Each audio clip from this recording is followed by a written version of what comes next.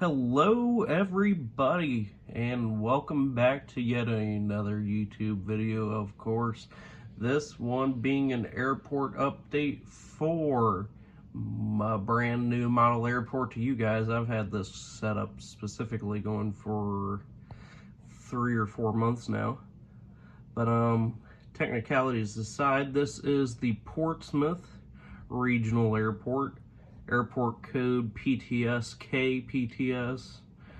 and this airport is located in Scioto County and is the primary airport for its namesake, the city of Portsmouth, Ohio, which is in, I'd say, about nearly the center of southern Ohio. It's within the Appalachian region of the state. And this airport is, once again, namesake, given a hint there, is a regional airport, and it has one runway, one terminal with, at the moment, 6 gates, a cargo section, and full service FBO, and the runway that it does have can, in lore, even though I don't have it fully extended out to its maximum potential, can accommodate aircraft as large as the Boeing 747-8, and other general information I'll go over along the way. Without any further rambling, let's dive right into this brand new model airport to you guys. I'll go ahead and start off where most people start off, at the commercial terminal. So this is Terminal A, even though it is the only commercial terminal at the airport at the moment. But it's A because hopefully I will be able to open a Terminal B with an expansion of this airport at some point down the road, which is what I intend to do at this airport. I intend this to be my next, some of you remember my GRS, the West Colorado International Airport update videos, and how I kind of expanded that layout over time. This one I also intend to have sort of a storyline that progresses as the airport grows older, and of course, time marches on. So yeah, this is Terminal A. It does have 6 gates, technically, even though it only has 5 jet bridges. The first gate over here, which we'll be starting at, actually does not have a jet bridge, and that is Gate A1, which serves as sort of a charter gate, an all-purpose gate. Oversized aircraft come here. For example, with any charter aircraft such as 757s or up to 767s were to come here, they would park here or at the other gate, which is made to accommodate as large as a 767, being 8-2. Of course, there's not a 767 there right now, but hypothetically, and if you follow this airport on Instagram, you will see there has been a 767-300 here, serving as a charter. So yeah, realistically, the largest, once again, the largest aircraft to be expected here on a semi-frequent basis would be the 767-300, maybe a 767-400, but I don't have any 767-400 models currently, so you won't be seeing one of those here for a minute. But in terms of aircraft we do have here on the airport, at Gate A2, just being hooked up and getting ready to be pushed back, we have this United Airlines CRJ 700, operated by GoJet in the brand, I still refer to this as the United brand new livery, even though the livery is going on, I want to say they came out with it in 2019, if I recall correctly. So it's going on 5 years old now, but I still refer to it as the new livery. And I also call this a CRJ 700. It is actually a CRJ 550. Yeah, you guys might be able to tell I'm a little rusty with this.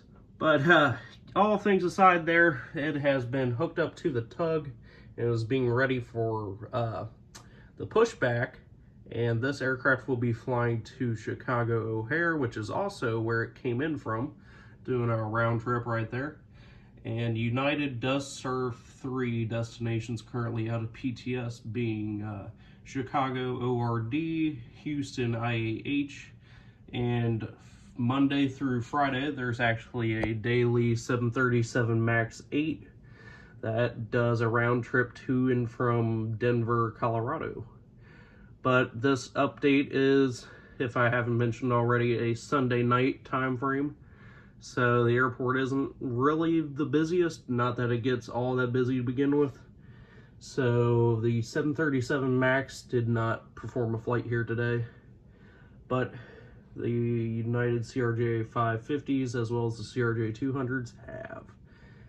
And this would be an example of the 550, which does serve the Chicago O'Hare and the Houston IAH. Moving over from United, we go over to an empty gate A3, which is a United gate typically, but they also do share it with American Airlines, as American needs it. American being the larger of the airlines based here, and we go to one of their aircraft here, being a CRJ 200, operated by Air Wisconsin, Alpha Whiskey. And this aircraft did a flight from Charlotte CLT, and that is where this aircraft will be heading back to after it is reloaded rather, and refueled back to the to head back to Charlotte. And these American Eagle has quite a few routes out of this airport. Charlotte CLT, Philadelphia PHL, Washington DCA, New York LGA, and I believe that's all for American. But American Mainline, as you will see right next door at gate, this is A5, American Airbus A320, and this aircraft does a daily round trip 7 days a week to and from Dallas Fort Worth, of course DFW. And this aircraft is currently having a LAV service done in the back there and is being fueled over on this side. And in about an hour, we'll be heading back down to Dallas DFW. Covering the last commercial gate at Terminal A. This may be the last update I'm able to use a Delta CRJ 200, because if you haven't been paying attention to the news, earlier this year, Delta Airlines unfortunately did say farewell to the CRJ 200 with all of its operators. Endeavor, SkyWest, I believe, were the only 2 on the Dash 200 still going. But over the summer, due to an increased demand and lack of CRJ 700s to fill up slots, the CRJ 200 was brought back to service in a limited capacity with SkyWest Airlines, based mainly out of Detroit and Minneapolis. And yeah, the CRJ 200 did sort of have a little bit of a comeback. I think a grand total of 3 were brought out of retirement, and those mainly served essential air service routes out of the Detroit and Minneapolis Delta hubs. However, this wouldn't technically follow or file under the essential air service route, but I did want to include it in the update one last time, and since this is the first update for PTS, and this aircraft flew in from Detroit DTW, which is where it will be heading back out to in a matter of an hour and a half. The baggage loader is being pulled to the baggage compartment on the back left side of the aircraft. And I know people love to hate the CRJ 200. I personally adore the type. I've never flown on one, but I have had a privilege to actually get inside and check out quite a few in my day. And I don't know, I kind of like the little guy. It may not be as glamorous or glorious as the bigger types, but I like it. And being a CVG spotter, knocked one of the GSE over here.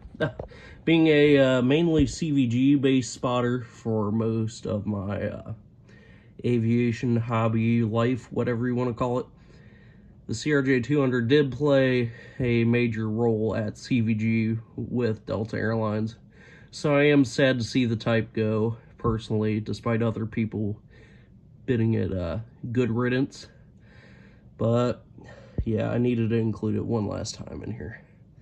And that does wrap up the action at the terminal. Now we're going to go ahead and move off to our left here to the cargo ramp, passing the service road. You have a rather large baggage train moving along the service road there. I wonder which aircraft that could be going to. But we move to the cargo ramp, where FedEx does have a sort center here, and most of these FedEx flights do arrive very early in the morning. I'm talking 5, 6 a.m. in the airport lore, of course, not in real life. But although that is how FedEx works at most of these regional airports in real life, I'm getting sidetracked. But yeah, these aircraft arrive early in the morning and they depart late in the evening during the FedEx morning and evening sorts in their United States network.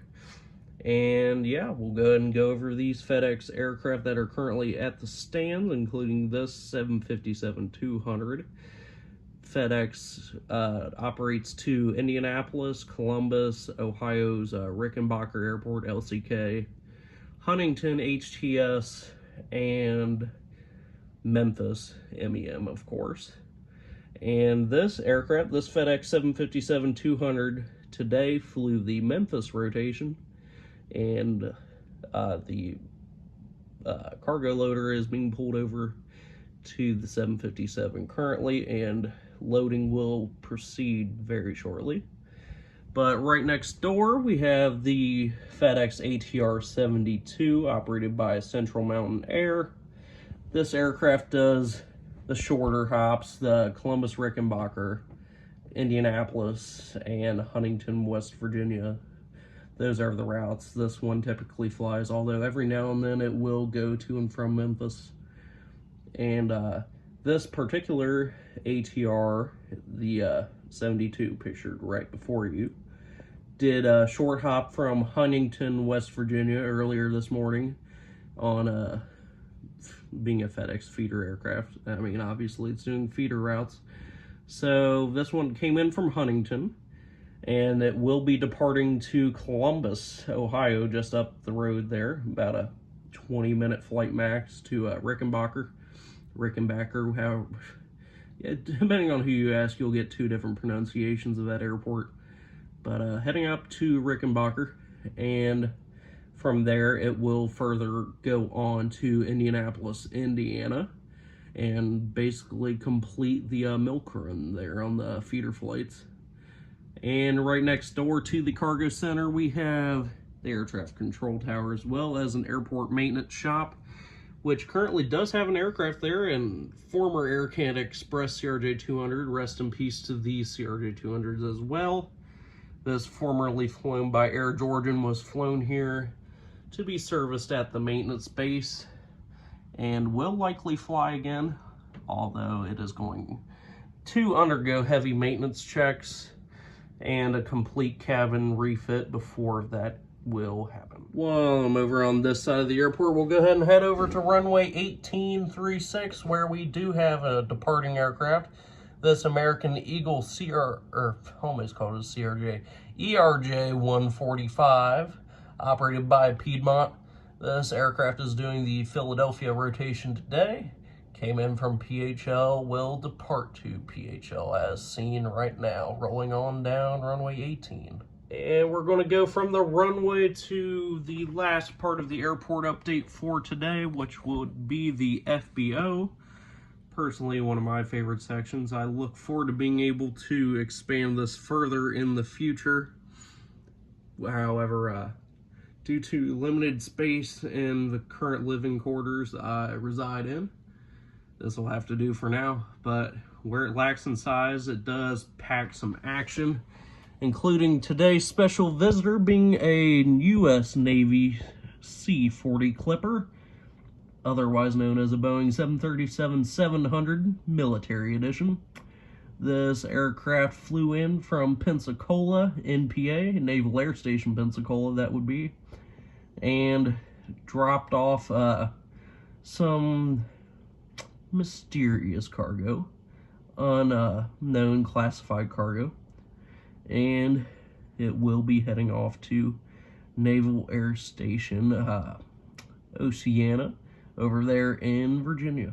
Right next door, as that aircraft is being wing walked out, we have this private Gulfstream G650, courtesy of Jet Set Models. I can't recommend them enough. They are fantastic, great 3D printed quality, as well as very highly detailed. I don't know why Gemini Jets or NG or anybody hasn't made Gulfstreams or anything like that. This model here is literally bigger than Saab 340s or E145 CRJ 200s, and yet one of Gemini's and all the mainstream model companies' excuses for not making these are, oh, they'll be too small, they won't have enough detail. Meanwhile, you have companies like Jet Set out here just overachieving and finally bringing us model airport builders, part of aviation that we've been asking for a very long time, and I'm very happy to have.